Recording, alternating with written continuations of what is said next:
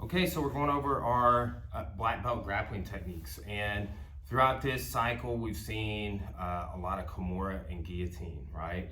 And we're going to go over some, follow-up ideas that, like, sometimes we can't get the Kimura or the guillotine, right? So we're going to go over some follow-up off of that, and we'll also see some cool new submission and submission defense concepts that, just as you go up through the ranks, you become more skilled. You start getting, more savvy, learn more reversals, more ways to counter, more ways to defend, but it's kind of all based around the same core principles. So let's take a look at when somebody's trying to Kimura me inside of, I'm inside of their guard, okay? So put me here, Micah.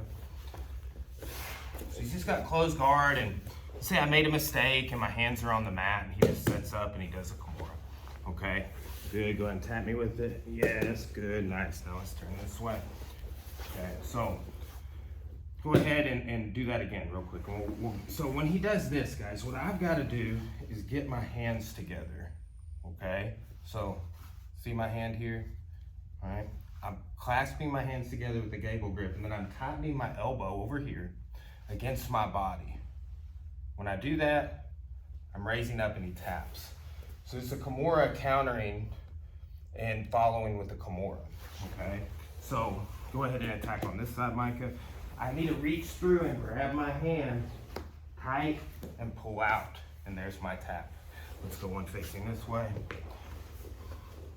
Okay, he sets up and grabs the Kimura. I need to come in, get your hands together, elbow tight, and raise. And that's your tap. So I'm just doing this. Boom. All right, so he's got my arm here. I need to, try and keep your thumbs up to avoid that happening. If you keep your thumbs up on a Kimura, it's hard to get Kimured. It's when your arm rotates, okay? So when you feel your arm start to go like that, grab it, pull it back in, get that thumb back up. And when we raise, and that counters and submits them. That's the whole idea, okay? So get in my guard here, please. So guys, this is a really important defensive concept because we teach a couple of other techniques that, they're because somebody's trying that, okay? So with this next one, I want you to try that, right? So like you got your hands on the mat, right? We're not really going over entries, but I might hip bump, get him to put his hands on the mat. He may be trying to get out of my guillotine. There's lots of times where people make that mistake and just be looking for it because it means Kimura. It means easy Kimura. Sometimes you make them put the hands on the mat. But look, guys, when he comes in and grab your hands together between the bodies, look, I'm gonna punch between his legs here, okay? Now, I need to totally switch my hips, okay? So this has timing as well. It's as he gets his hands together and starts that pull, I'm just kind of letting go and punching here, all right? My hands right by our feet here and around his sort of calf and chin. Now, my hips are facing the camera. I'm gonna switch my hips to face this way, okay? And then we can be looking to take the back. Okay, so his hands are on the mat. I set up for a Kimura. He comes hands inside.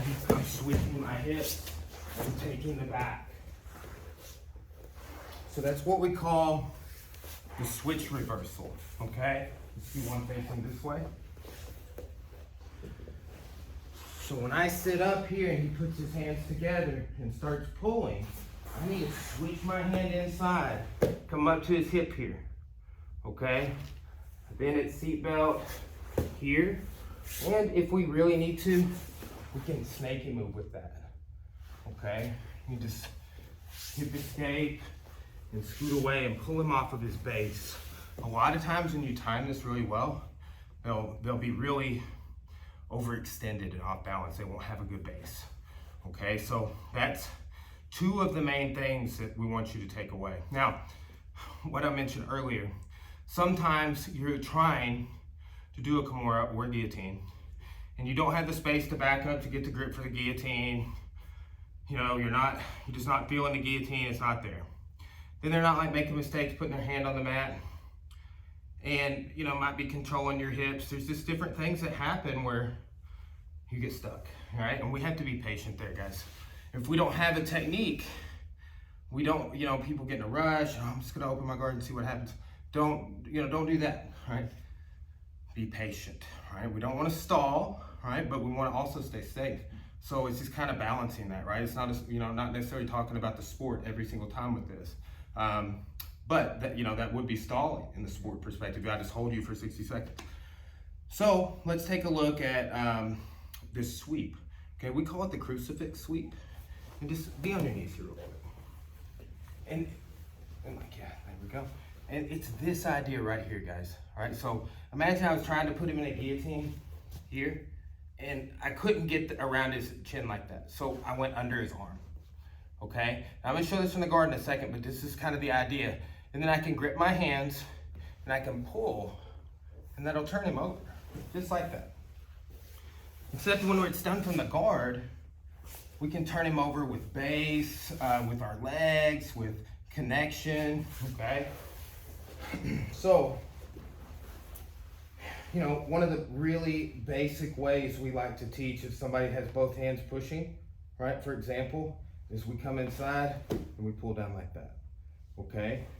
If he has his hands here, I just pull him down like this and makes him put his hands on the mat, right? So I might sit up, sweep, and make him put his hands on the mat, right? But his hands are on the mat, I'm here, right? And then he takes his hands off the mat and he's tight into me, I can't get around the neck, right? So like what I'm gonna do here is grab my hands together, right? So look at that, and gripping, and I'm gonna pull down.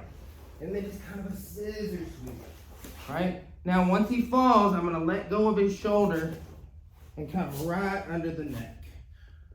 Okay, so come back. So we swept and we had here. And right as he's hitting the mat, I'm dropping this hand and I'm going under his chin and I'm sprawling with that finish like this. Putting my hips into it, kind of pressing and looking up. Okay, so let's look at that again, right? So anytime I'm up here, I feel like I don't feel confident in going for the guillotine choke. There's no space. I feel like I can't scoot back. So we need to scoot back to get our grip, okay? He's got his shoulder connected, right? And he's not giving me the Kimura either. His thumbs are up. So look, go under, fall back, sweep, drop into that mounted guillotine, and we'll just finish with one hand on the mat on that, okay? Now, additionally, this is not a flow drill, it's a submission chain. It's a sequence of submissions, right? Like a boxing combination, right? Like jab, cross, hook, cross. Right? It's kind of something like that, but for grappling, right? Like any one of those punches could hit you in the face and really hurt you, right? So that's kind of what we want to think about with our submissions. Now we want to try and get them with each one. But as they try some of these defenses, part of being an expert grappler is like, okay, well you did this, so I just did that. It's almost like playing speed chess. You've ever seen two people play speed chess in the park, and if you're maybe an AMI chess player and you know the rules, and they go so fast, like you can never play that fast. So maybe you've played speed chess. It's very difficult if you're used to just like sitting around thinking about your moves. Okay, so, but that's just reaction time, strategy, knowing what to do. That's what we're trying to build for everyone that does classes here. Okay, so let's take a look at this submission chain. It is going to be like this: guillotine, Kimura, triangle choke, and then what we call a triangle armbar. Okay, so it's not just an armbar. It's a different kind of armbar. It's an armbar using one leg under the arm and one leg's over the shoulder, and they both go, across, typically. But this is both legs are on top of the shoulder going across the face. All right, so there's no leg under the arm going across the back or the body. That's one thing about it that makes it different. Now, it's all going to come from guard. Okay, so we mentioned we're going to start with the guillotine choke. Okay, so one thing we like to do for a guillotine choke is break somebody's posture down and also sit up, right? So here, boom, right? There's a whole lot of methods of how you can do that. Like a lot of times when I pull people down, they raise back up. We teach our sit-up sweeps there and follow-ups, right? But here we are on the guillotine, right? And one thing that people will do is just kind of grab in with my, grab in with your wrist and on my hand there, and then base with this hand on the mat, like real strong, right? Like, okay, yeah, I feel that, and then I go Kimura, right? And people do this to kind of evade the guillotine, and sometimes they can like just really posture hard with both hands on the mat. You see, right? That's kind of like Kimura and me. Like if I could really get that spine curved again, right? And it's like, then it's just kind of like your back stronger than my shoulder type of a deal, you know? So, but like, okay, well, don't try the guillotine. Don't sit there and make it a contest. Switch, be a strategist, and switch to the Kimura, okay? Now, guys, when we want to try and finish the Kimura, and people do that hands in the middle thing, right? So he goes to do this. I'm gonna push that hand that's coming inside, right here. Boom. And there's my triangle choke. Okay, let's turn this one. Okay, so anytime he brings this hand inside to try and get his hands together, I push it. Boom. Okay? Now, guys, you know, if you are watching this video and you have to know these techniques, you've been training here for like 5 years or something, right? More, many of you, right? So, a lot of times on a triangle choke, right here, I'll just like, okay, I got you in it. You don't have a base. Then I'll start checking off my list here. Okay, I'm gonna move this over, grab my shin, turn here. Guys, and when you get to that expert level, it becomes a very quick thing. Let's go in this sequence again, and then we'll add the fourth one. Okay, so I'm sitting up with the guillotine, Kimura. You come inside, triangle choke, here. Okay, right there. I wanna raise my hips to finish there. Now, if you start trying to triangle and get your checklist all taken care of, okay? But you kind of got here and he postured up. Okay, yeah, you can shoulder walk and do some things, but what we're gonna do is here. And he's a lot of times, excuse me, he's gonna fall over here, boom, right? So be careful, because when people are falling, it's hard to tap, okay? And you just say tap, and if it's loud in the gym, which it usually is, you can say it really loud, right? But just like, oh no, I'm fine, I just had to be loud. It's okay, right? Tap your partner is hard when that hand might post on the mat in this armbar or something, okay? So, but look how both my legs are over his head, okay? Go to the thumb on the armbar, okay? So, let's take a look at that again here. So, pulling him down, I'm trying for the guillotine, and he postures up, so I went for the Kimura. Coming inside, I stuff that through, and I go for the triangle choke here, right? But he's posturing up, so I come here. Now, look, I don't want to just go down, I don't want to just go away, I want to do both of those things. That's what makes him fall over a lot of times, okay? Now, there's a couple of cycles in the curriculum where we really go into Americanas, all right, off of the guard passing, and then off of like side control and full mount. Next block is the side control and full mount. So a lot of times you'll fall and you might not feel confident in this triangle armbar, right? Or you might lose the arm, right? So if he pulls his arm down a little bit. But look what you've got here. A follow-up where I dismount him, right? And his arm's usually trapped here anyway when that happens. And I've got this little Americana, maybe a little wrist lock here, right? Some elbow strikes. We do reverse elbows in striking, okay? Or I could just let go here, okay? So we finish here by looking up, right? And using our motorcycle grips, or we can lean over the hand and lift up that way from a diagonal side control, okay? So let's review. We went over a new couple of ways to defend the Kimura, okay? Somebody's trying to Kimura you. Okay, well, you can put your hands together and Kimura them.